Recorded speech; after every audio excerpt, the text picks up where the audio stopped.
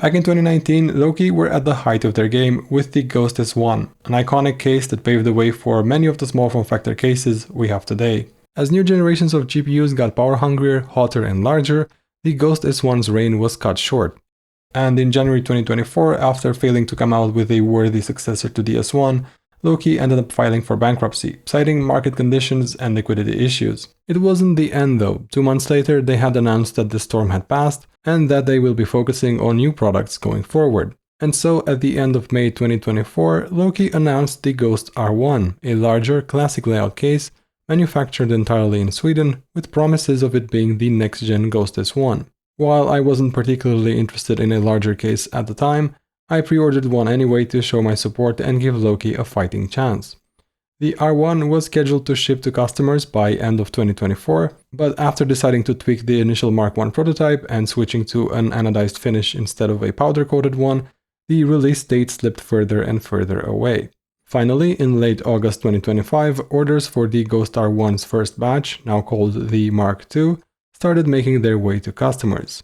And it was a total disaster. On Louqe's Discord server, buyers were posting images of mangled case panels, and reports were coming in of various fit and finish issues. And that's only scratching the surface when it comes to how bizarre this launch has been, so much so that I don't even know how best to structure this video. Let me say this though, the R1 is actually a pretty good case. But I can only say this after being lucky enough to get an undamaged sample and replacing the absolutely disgusting stock power button assembly with one designed by a fellow R1 owner. Oh, and my order came with no case feet and no GPU anti-sag bracket, so I had to 3D print those as well. And if you think that sounds pretty bad, it could have been worse. Fellow YouTuber Machines and More got a review sample with a missing riv knot on the GPU lock bar and missing threads on the power button bracket. Not a great look. So to see positives here, you really, and I mean really, go through some mental gymnastics. And all of this could maybe be forgiven, or at the very least explained, had Louqe not disappeared for 2 weeks soon after launch, only to come back and announce pre-orders for the R1 Mark III, with no real statement outside of some assurances that batch 1 customers will be taken care of. But even that's not all. A week before recording this video, they announced pre-orders for yet another case, the Ghost RC1. A budget version based on the R1, but with thinner panels and a premium paint finish, whatever that means. I don't think I would be speculating much if I were to conclude that Louqe yet again finds themselves in desperate need of liquidity. But let's try to put all of that aside for now and take a look at the R1 itself. Its biggest selling point is the focus on uncompromised air cooling. You can fit a Noctua D15 and up to a 4-slot GPU with a maximum length of 348mm. That's great compatibility for a 17.5 liter case, and I think the strategy here was a solid one. Follow a safe recipe in order to make a cash cow product, and use the profits to fund more niche case designs. Let's go over the build I have here.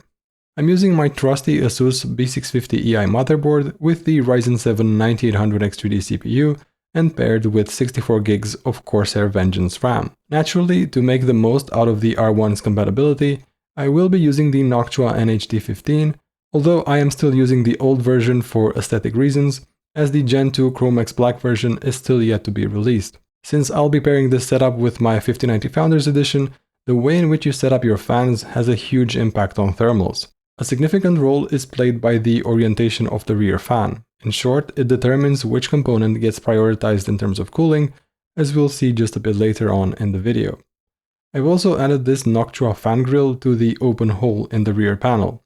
It's honestly a bit bizarre that there is no included grill, as you could very easily get cables, or worse, your fingers, caught up in the fan blades. And likewise for the PCIe slot covers, the water cooling pass-through ports, or the alternate power socket hole, there's no included covers, which just feels a bit unfinished. For the power supply, I am using my Corsair SF1000, but the R1 is large enough that you could go with SFXL power supplies instead. I also used the included power cables instead of custom ones, since there's plenty of space to work with, but I would recommend connecting them to the PSU end before adding in the GPU, as it makes your life just a bit easier. After slotting in the 5090 Founders Edition, I was quite impressed with the sturdiness of the GPU mounting. It feels very rigid with very minimal play, and an anti-sag solution feels entirely optional. If there were compromises made with the R1, They were certainly not made on the overall strength of the assembly, which I do appreciate and it is worth mentioning. But moving on, it's time to talk about the worst design part of the case, the power button assembly. It might seem like a small thing, but this is the only real way in which you interact with the case on a frequent basis, and it's just absolutely terrible.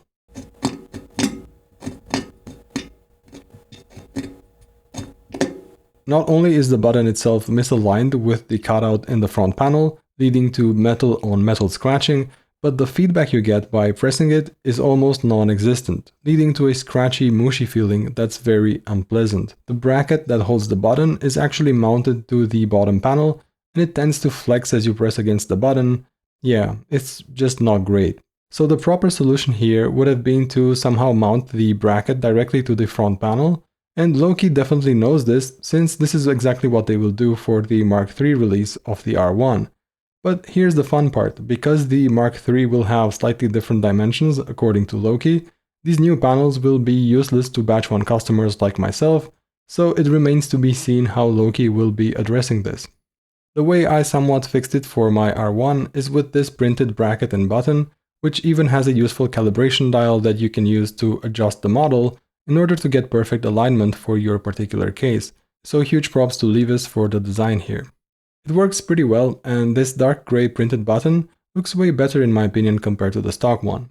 Other than that though, I didn't really find any other faults with the assembly of the case, and in fact I found it to be quite enjoyable to build in, and yet again, even without the side and top panel attached, the case feels absolutely rock solid.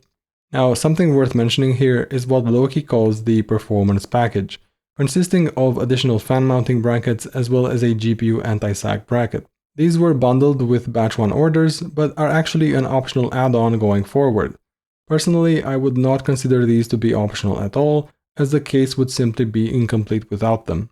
Take these side brackets for example, which I am using here in a somewhat unusual way by mounting the second D15 fan as a side exhaust fan. Now, normally you'd use these brackets with an additional 120mm fan, but the reason I chose to do it this way has to do with the particular airflow setup that I'm going for. With the rear fan used as either intake or exhaust, and the D15 heatsink fan pushing air towards the inside of the case, the only way to mount the second D15 fan would have been in a pull configuration, with the fan blades sitting right against the heatsink, and that would mean a high-pitched tone due to turbulence. Of course, you can just run the D15 normally with all fans exhausting towards the rear, but I wanted to optimize airflow for the 5090 Founders Edition, as you'll see in my thermal tests in just a minute. The vented side panels attached to the case with 4 screws, and I was initially worried because both my side panels have a bit of a bend, but they do straighten out perfectly once you mount them to the internal frame. Funny thing here though, the customers that ordered the black version of this case actually got silver screws instead of black screws as they were originally meant to. That said, at least on my silver version, I decided to use my own black Torx screws, which I think work even better, especially with that black 3D printed power button. And likewise for the top panel, I used black screws as well, as it just made more sense. It's tiny details like these that I think elevate the look of the case. For any premium product, it's the attention to detail that makes all the difference, in my opinion. And again, I need to go back to that rear panel. I really think that just including some rubber grommet plugs, some GPU slot covers, and the fan grille would have been nice touches. I do also understand that there's an overhead to take into account considering that this case is made in Sweden, but honestly, at this point, I don't see how that could be seen as a positive. Just take a look at the rear sticker for example. This case is meant to be used in either a normal or flipped orientation, with the flipped one arguably the better one to go for in almost all scenarios. And yeah, this sticker will be upside down. It's not a big deal, of course, but they could have done something different here as a neat little touch, perhaps taking inspiration from how the Form T1 does it. I also find Louqe's tagline, "Innovate against irrelevance," to be, let's just go with inappropriate. That is at least if you can even read it given the low resolution of this sticker. Let's also take a look at thermal performance. With the 5090 Founders Edition, thermals in the R1 can vary from poor to excellent, determined entirely by fan configuration. For all my soak tests for a while now, I've been using a 20-minute run in Star Wars Outlaws with fixed fan speeds at an overall sound level of 40 decibels measured at 50 centimeters. All the tests are in the flipped orientation with the GPU at the top and the motherboard and Noctua D15 at the bottom. This may seem counterintuitive, but it allows the GPU to draw fresh air from the top instead of from the bottom where airflow would be otherwise restricted.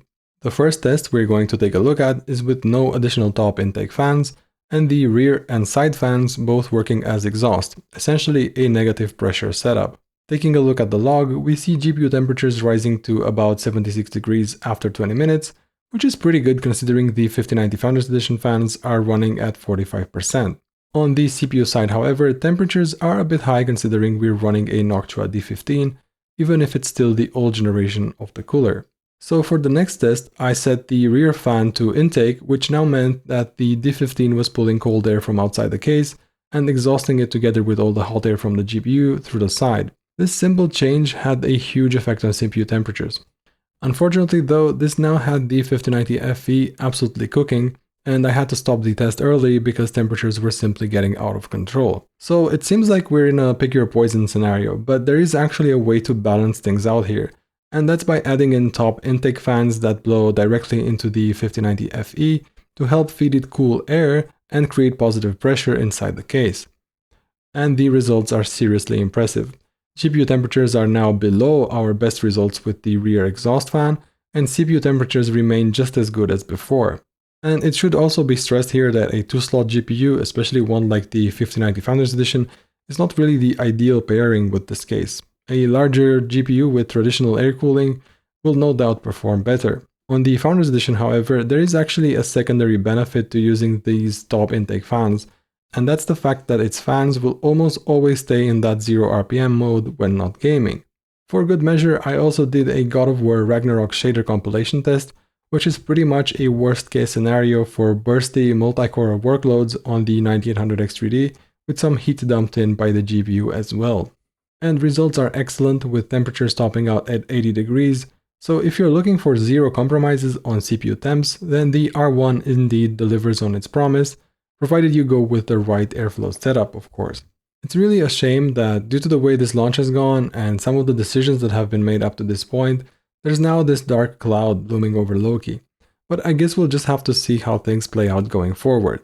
I do try to see both sides, and like I said, I do think there's a good case to be salvaged here, but Louqe needs to find a way to gain back the trust of the SFF community, and I don't think that's going to be an easy task.